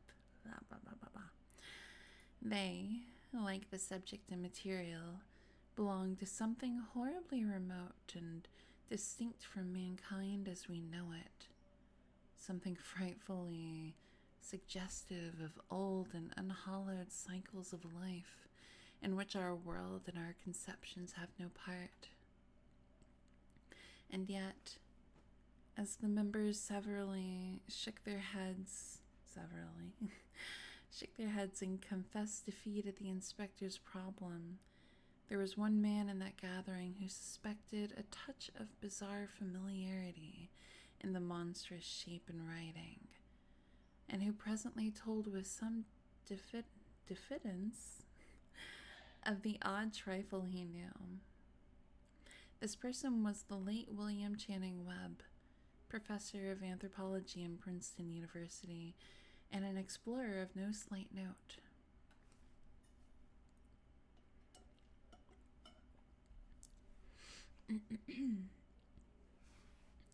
Professor Webb had been engaged 48 years before,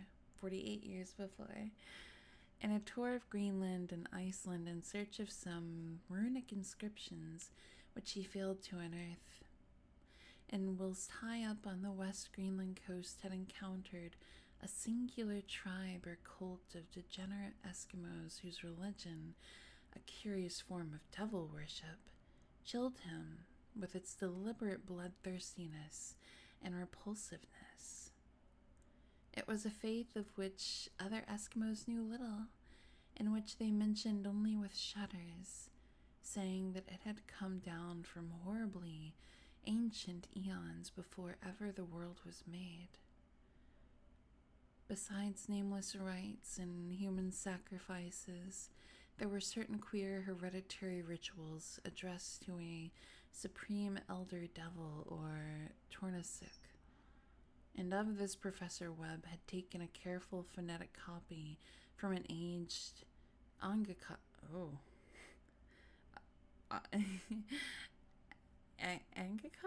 or wizard priest, expressing the sounds in Roman letters as best he knew how.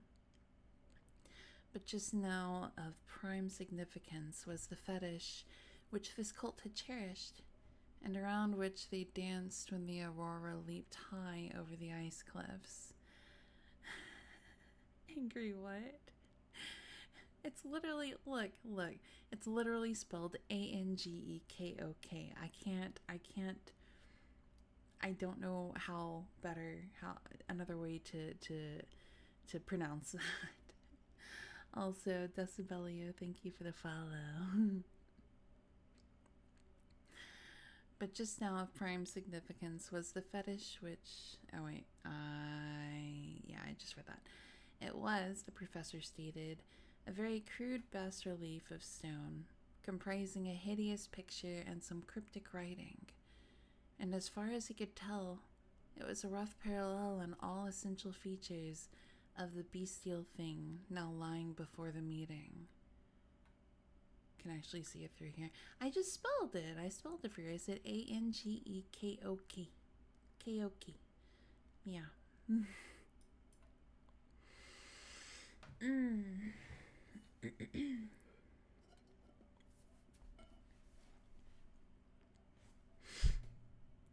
These data, received with suspense and astonishment by the assembled members, proved doubly exciting to Inspector Legrasse, and he began at once to ply his informant with questions.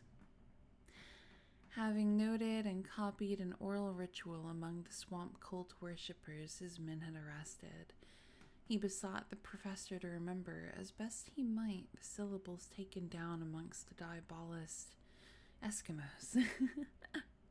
By the following verbal spell. Oh, that's fair.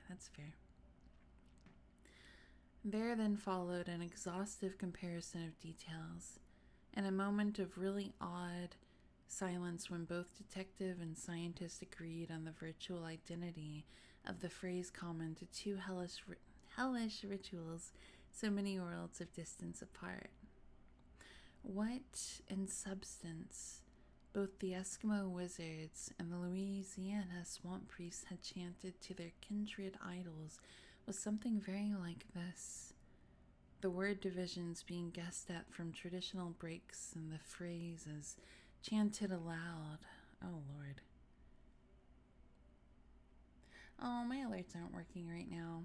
Yeah, my bad. Hi, Obama Booty Flakes. Welcome in. Hard time. Let's see if their troublemakers have already gone to bed. Yeah, they have. They have. Oh, goodness.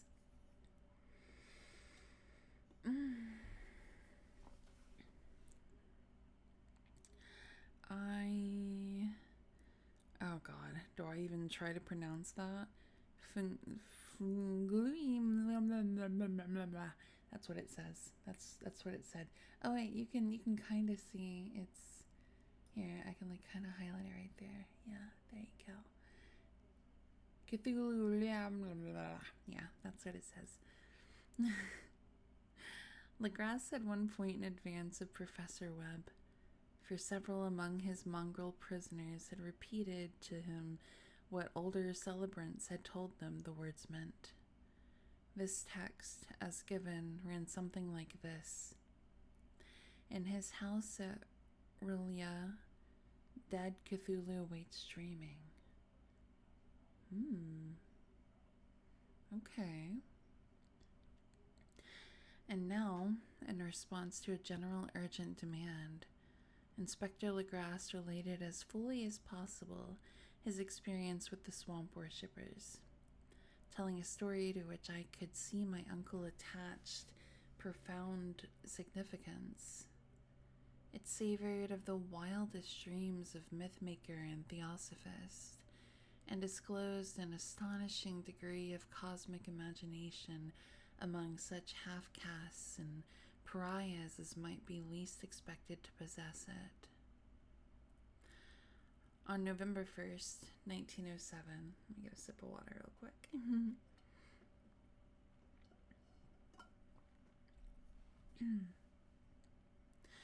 On November 1st, 1907,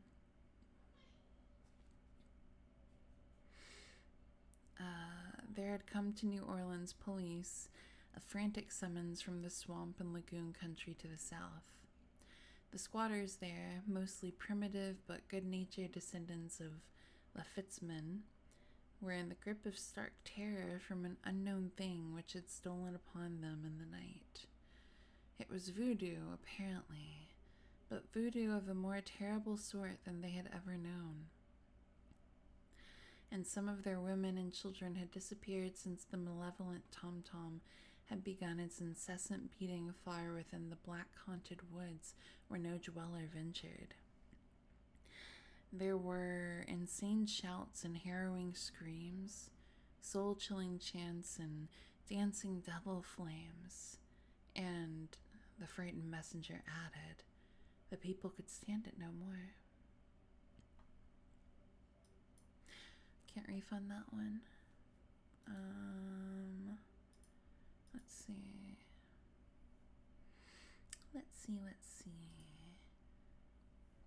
For 300. I'll bet I can. Let me look.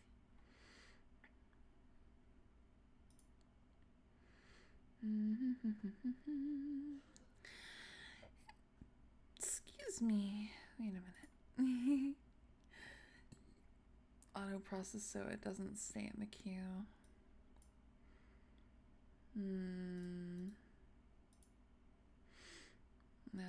Let's see. You know, I've never had to refund.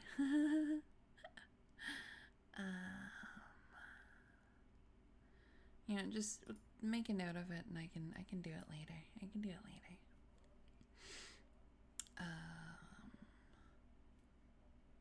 Oh no. Why is it dropped again?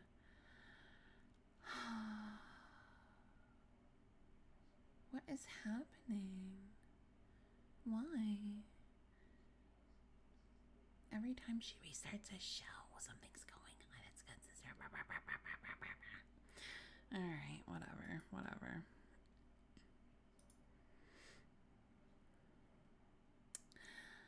Okay. I swear to God.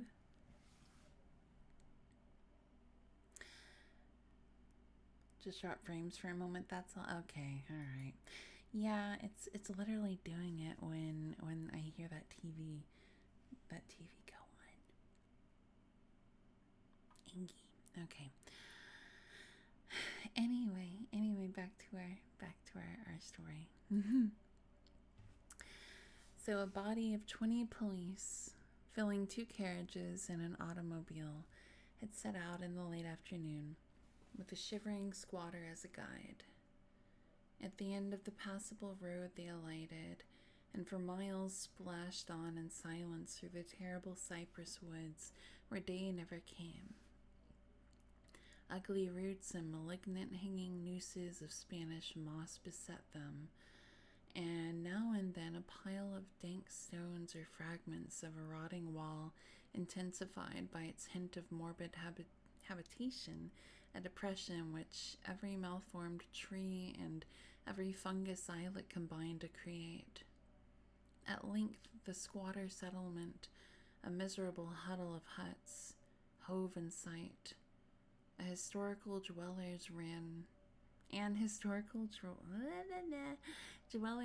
out to cluster around the group of bobbing lanterns.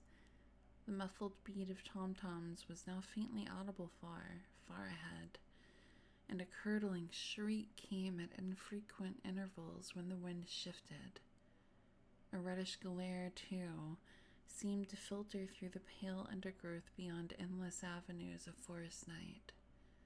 Reluctant even to be left alone again, each one of the cowed squatters refused point blank to advance another inch toward the scene of unholy worship. So Inspector Legrasse and his 19 colleagues plunged on, unguided into black arcades of horror that none of them had ever trod before. If they're showing me something then I'd probably pull more when a show starts. Yeah, exactly. Okay.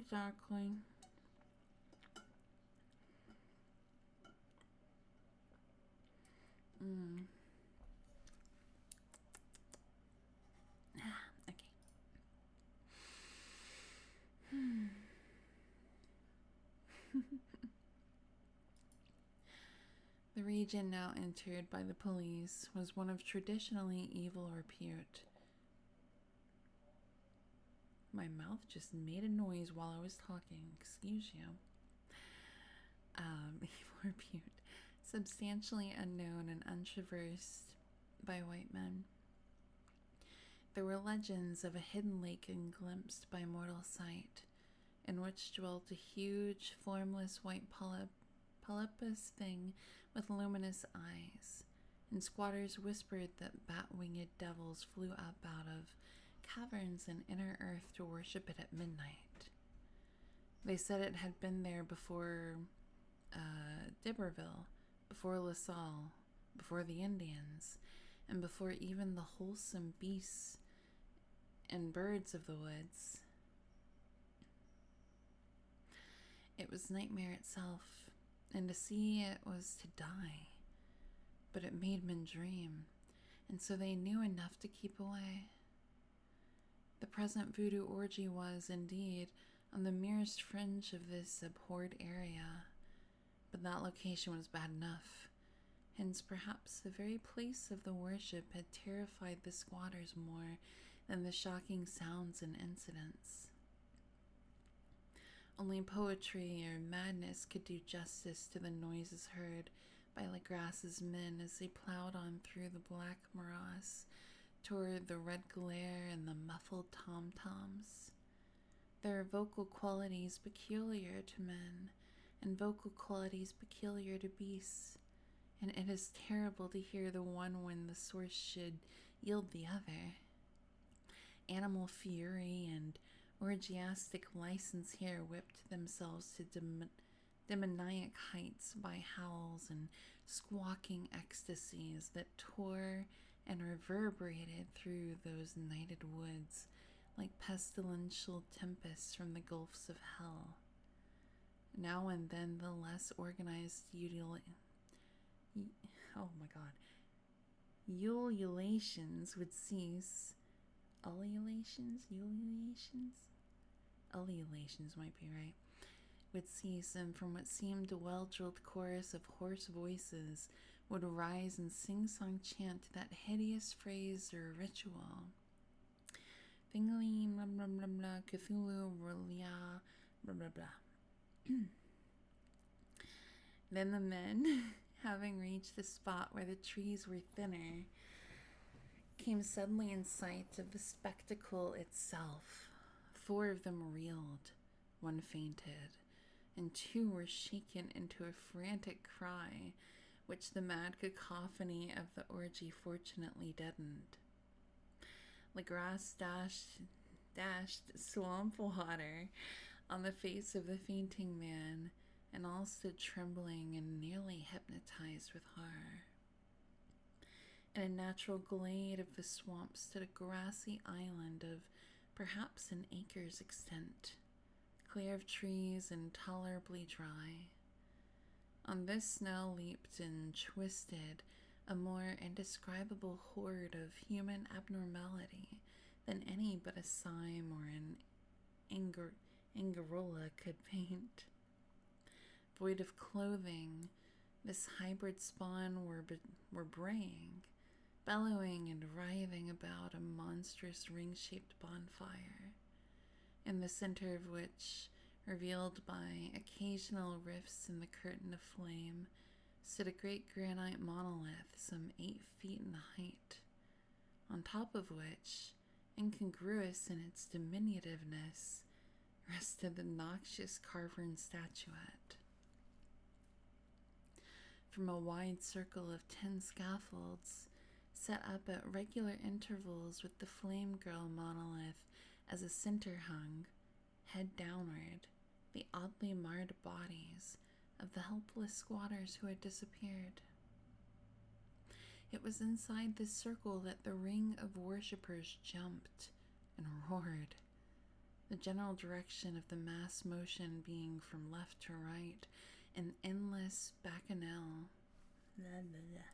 I need water. An endless bacchanal between the ring of bodies and the ring of fire. It may have been only imagination, and it may have been only echoes which induced one of the men, an excitable Spaniard, to fancy he heard antiphonal responses to the ritual from some far and unillumined spot deeper within the wood of ancient legendary and horror. This man, Joseph de Galvez, I later met and questioned, and he proved distractingly imaginative. He indeed went so far as to hint of the faint beating of great wings, and of a glimpse of shining eyes and a mountainous white bulk beyond the remotest trees. But I suppose he had been hearing too much native superstition. Cthulhu likes clockwise. Actually, the horrified pause of the men was of comparatively brief duration. Duty came first, and although there must have been nearly 100 mongrel celebrants in the throng, the police relied on their firearms and plunged determinedly into the nauseous rout. For 5 minutes, the resultant din and chaos were beyond description. Wild blows were struck, shots were fired, and escapes were made, but in the end, Legras was able to count some 47 sullen prisoners, whom he forced to dress in haste and fall into line between 2 rows of policemen. 5 of the worshippers lay dead, and 2 severely wounded ones were carried away on improvised stretchers by their fellow prisoners. The image on the monolith, of course, was carefully removed and carried back by Lagras.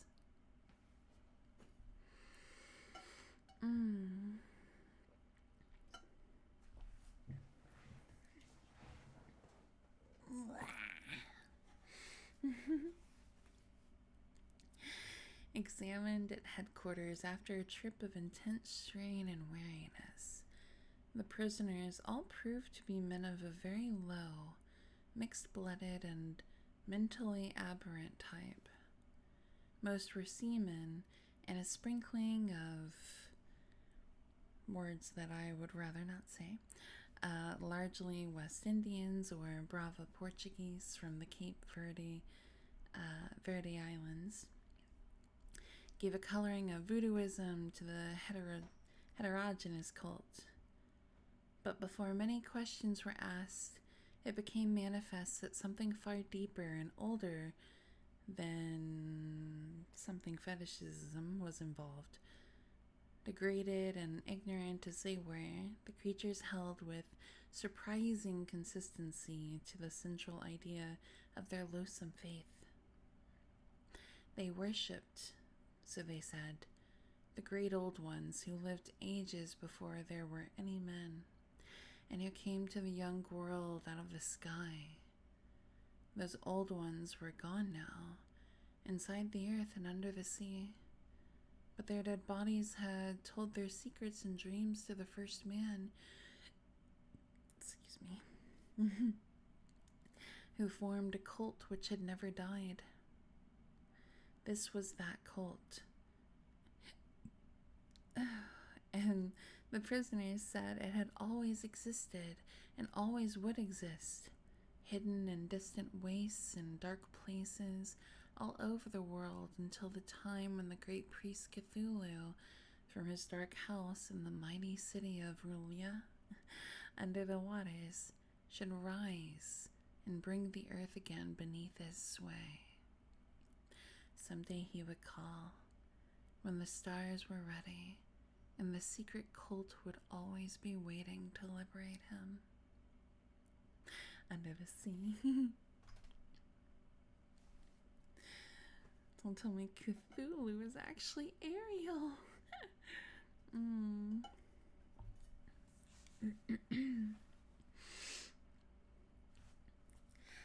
Meanwhile, no more must be told. Plot twist. There was a secret which even torture could not extract.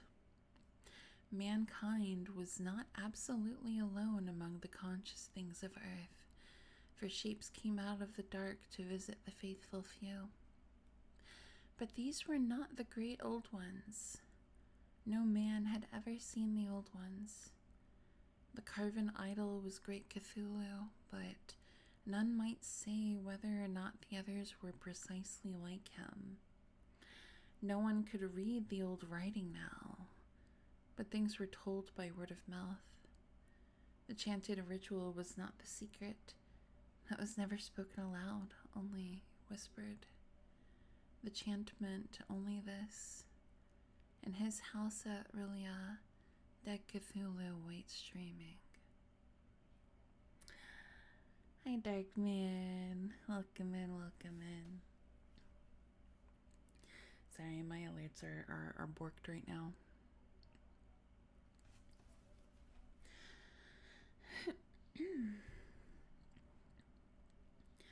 Only 2 of the prisoners were found sane enough to be hanged, and the rest were committed to various institutions. All denied a part in the ritual murders and averred that the killing had been done by black-winged ones, which had come to them from their immemorial meeting place in the haunted wood. But of those mysterious allies, no coherent account could ever be gained. At least some were sane for a hanging. Yeah. Everyone is sane. Here I am. Everyone's sane. Hi, welcome back. Hi, thank you. Hi, Silver Nesty. Thank you. I'm just saying I'm still here. I swear, I have to figure out what the fuck is going on with my OBS. This is night number 2. It's done it multiple times now. I object. I highly object. Highly object. I'm seeing everyone hears the Call of Cthulhu in their head, right? Yeah. Don't object the OBS. I do. I object. Angie.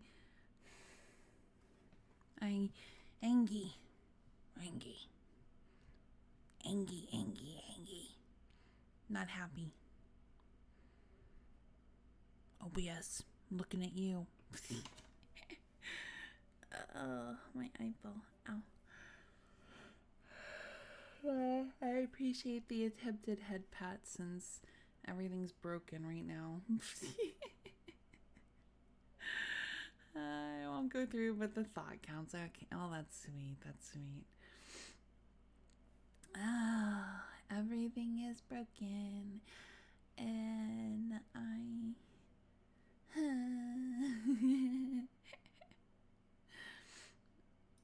yeah, I'll have to figure out. I'll have to look into what the fuck is going on with this. Cause we have streamies. We have more streamies this week.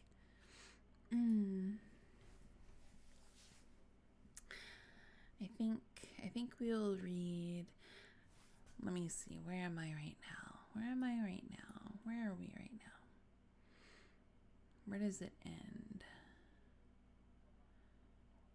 Oh, it's got a way to go. Okay, so we're not finishing Call of Cthulhu tonight. I can guarantee you we're not finishing it tonight. We will pick it back up tomorrow, or not tomorrow, next Tuesday. Next reading stream.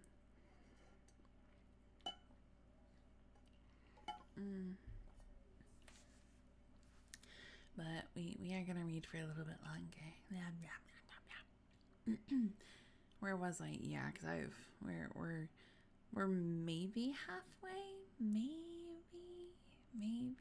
So yeah, I don't even think we're like really halfway though. Anyway.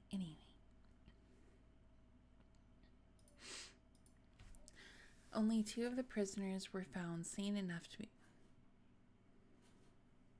Was that where we were? Maybe. Various blah blah blah, which has sailed strange ports, mountains of China. We did read that. Roughly, yeah. Yeah, I read this paragraph for sure.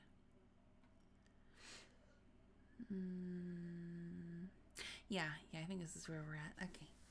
Yeah, around there. Thank you. I appreciate. Old Castro remembered bits of hideous legend. Oh, that was my arm.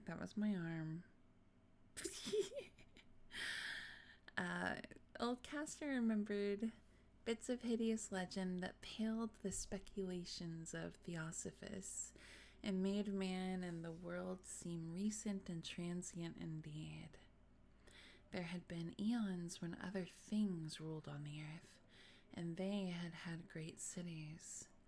Remains of them, he said the deathless Chinaman had told him, were still to be found as cyclopean stones on islands in the Pacific. They all died vast epochs of time before man came. But there were arts which could revive them when the stars had come round again to the right positions in the cycle of eternity. They had, indeed, come themselves from the stars and brought their images with them.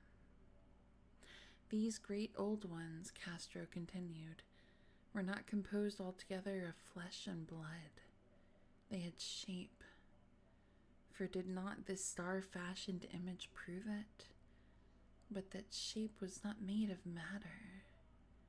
When the stars were right, They could plunge from world to world through the sky. But when the stars were wrong, they could not live. But although they no longer lived, they would never really die. They all lay in stone houses in their great city of Rolia, preserved by the spells of mighty Cthulhu for a glorious resurrection when the stars and the earth might once more be ready for them. But at that time, some force from outside must serve to liberate their bodies.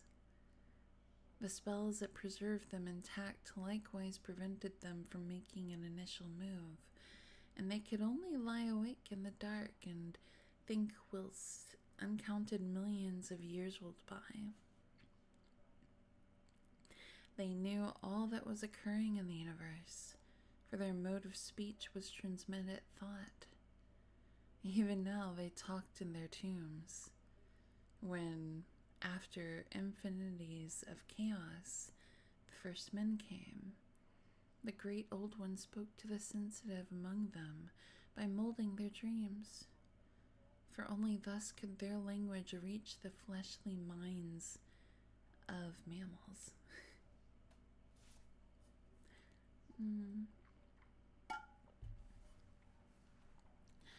Then, whispered Castro, those first men formed the cult around small idols which the Great One showed them. Idols brought in dim eras from dark stars. That cult would never die until the stars came right again. And the secret priests would take great Cthulhu from his tomb to revive his subjects and resume his rule of earth. The time would be easy to know, for then mankind would have become as the great old ones, free and wild and beyond good and evil, with laws and morals thrown aside, and all men shouting and killing and reveling in joy. Then the liberated old ones would teach them new ways to shout and kill and revel and enjoy themselves, and all the earth would flame with a holocaust of ecstasy and freedom. Meanwhile, the cult, by appropriate rites, must keep alive the memory of those ancient ways and shadow forth the prophecy of their return. In the elder time, chosen men had talked with the entombed old runes in dreams, but then something had happened. The great stone city Rolia, with its monoliths and sepulchres, had sunk beneath the waves, and the deep waters, full of the one primal mystery through which not even thought can pass, had cut off the spectral intercourse. But memory never died, and High Priest said that the city would arise again when the stars were right. Then came out of the earth the black spirits of earth, moldy and shadowy and full of dim rumors picked up in caverns beneath forgotten sea bottoms. But of them old Castro dared not speak much. He cut himself off hurriedly, and no amount of persuasion or subtlety could elicit more in this direction.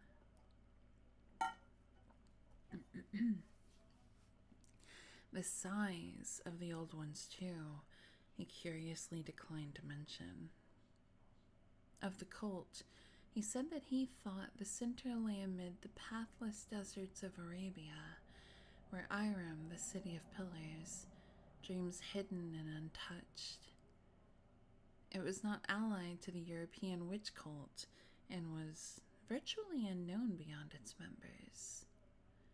No book had ever really hinted of it, though the deathless Chinaman said that there were double meanings in the the Necromonicon of the mad Arab Abdul Al-Hazrad, which the initiated might read as they chose, especially the much discussed couplet, "That is not dead which can eternal lie, and with strange eons even death may die." Ooh. Oh, that's, okay. "That is not dead which can eternal lie, and with strange eons even death may die." I like that. I really like that. Oh my god. Wasn't this? Legrasse, deeply impressed and not a little bewildered, had inquired in vain concerning the historic affiliations of the cult. Castro apparently had told the truth when he said that it was wholly secret. The authorities at Tulane University could shed no light upon either cult or image, and now the detective had come to the highest authorities in the country and met with no more than the Greenland tale of Professor Webb. Yeah, his phrasing is, it's crazy. It's so good.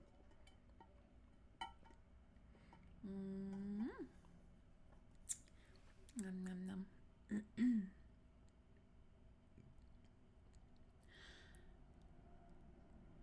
Why am I dropping frames? Why are we dropping frames? There we go. We're back. Okay. The feverish interest aroused at the meeting by Legrasse's tale, corroborated as it was by the statuette, is echoed in the subsequent correspondence of those who attended, although scant mention occurs in the formal publication of the society. Caution is the first care of those accustomed to face occasional charlatanry and imposture. Legrasse for some time lent the image to Professor Webb, but at the latter's death it was returned to him and remains in his possession. Cthulhu is out to get you. Where I viewed it not long ago. There we go. It is truly a terrible thing, and unmistakably akin to the dream sculpture of young Wilcox, I swear to God. Okay. That my uncle was excited by the tale of the sculptor, I did not wonder, for what thoughts must arise upon hearing, after a knowledge of what Legrasse had learned of the cult, of a sensitive young man who had dreamed not only the figure and exact hieroglyphics of the swamp-found image and the Greenland devil tablet, but had come in his dreams upon at least 3 of the precise words of the formula uttered alike by Eskimo Diabolists and mongrel Louisianians. Lord. Professor Angel's instant start on an investigation of the utmost thoroughness was eminently natural, though privately I suspected young Wilcox of having heard of the cult in some indirect way, and of having invented a series of dreams to heighten and continue the mystery at my uncle's expense. The dream narratives and cuttings collected by the professor were, of course, strong corroboration, but the rationalism of my mind and the extravagance of the whole subject led me to adopt what I thought the most sensible conclusions. So, after thoroughly studying the manuscript again and correlating the theosophical and anthropological notes with the cult narratives of Legrasse, I made a trip to Providence to see the sculptor and give him the rebuke I thought proper for so boldly imposing upon a learned and aged man. Clown nose and tentacle mustache using the same colors. No, thank you.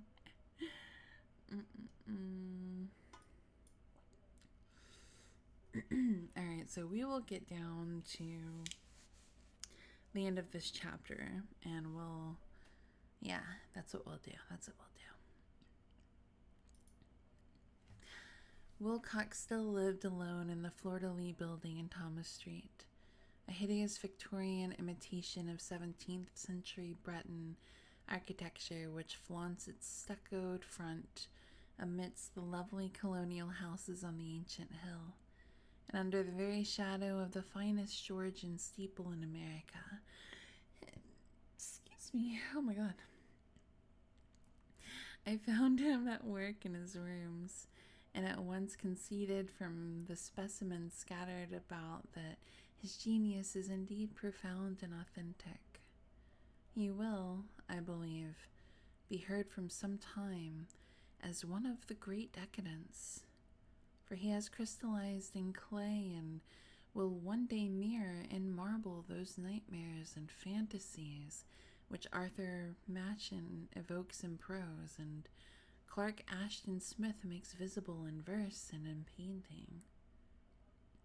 Dark, frail, and somewhat unkempt in aspect, he turned languidly at my knock and asked me my business without rising. When I told him who I was, he displayed some interest, for my uncle had excited his curiosity in probing his strange dreams, yet had never explained the reason for the study. I did not enlarge his knowledge in this regard, but sought with some subtlety to draw him out. In a short time I became convinced of his absolute sincerity, for he spoke of the dreams in a manner none could mistake. They and their subconscious residuum had influenced his art profoundly, and he showed me a morbid statue whose contours almost made me shake with the potency of its black suggestion.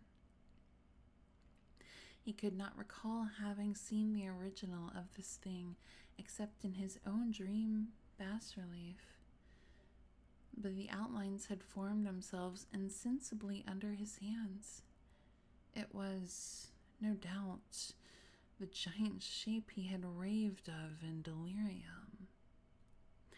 That he really knew nothing of the hidden cult, save from what my uncle's relentless catechism had let fall, he soon made clear, and again I strove to think of some way in which he could possibly have received the weird impressions. He talked of his dreams in a strangely poetic fashion, making me see with terrible vividness the damp cyclopean city of slimy green stone, whose geometry, he oddly said, was all wrong. And here, with frightened expectancy, the ceaseless, half-mental calling from underground, Cthulhu, Cthulhu. These words had formed part of that dread ritual which told of dead Cthulhu's dream vigil in his stone vault at Relia, and I felt deeply moved, but despite my rational beliefs. Wilcox, I was sure, had heard of the cult in some casual way, and had soon forgotten it amidst the mass of his equally weird reading and imagining. Later, by virtue of its sheer impressiveness, it had found subconscious expression in dreams, in the bas-relief, and in the terrible statue I now beheld, so that his imposture upon my uncle had been a very innocent one. The youth was of a type, at once slightly affected and slightly ill-mannered, which I could never like. But I was willing enough now to admit both his genius and his honesty.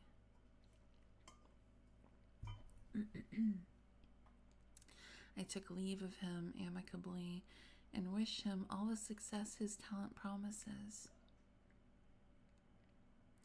The matter of the cult still remained to fascinate me, and at times I had visions of personal fame from researchers into its origin and connections. I visited New Orleans, talked with Legrasse and others of that old-time raiding party, saw the frightful image, and even questioned such of the mongrel prisoners as still survived. Old Castro, unfortunately, had been dead for some years. What I now heard so graphically at first hand, though, it was really no more than a detailed confirmation of what my uncle had written, excited me afresh. For I felt sure that I was on the track of a very real, very secret, and very ancient religion whose discovery would make me an anthropologist of note. My attitude was still one of absolute materialism, as I wish it still were, and I discounted with almost inexplicable perversity the coincidence of the dream notes and odd cuttings collected by Professor Angel. One thing which I began to suspect, and which I now fear I know, is that my uncle's death was far from natural. He fell on a narrow hill street leading up from an ancient waterfront swarming with foreign mongrels after a careless push from a sailor. I did not forget the mixed blood and marine pursuits of the cult members in Louisiana, and would not be surprised to learn of secret methods and poison needles as ruthless and as anciently known as the cryptic rites and beliefs. Legras and his men, it is true, have been let alone, but in Norway a certain seaman who saw things is dead. Might not the deeper inquiries of my uncle after encountering the sculptor's data have come to sinister ears? I think Professor Angel died because he knew too much, or because he was likely to learn too much. Whether I shall go as he did remains to be seen, for I have learned much now. And we are going to stop there for tonight, and we'll come back to, I'll actually make a note of it right now. While we're here, I'll make a note of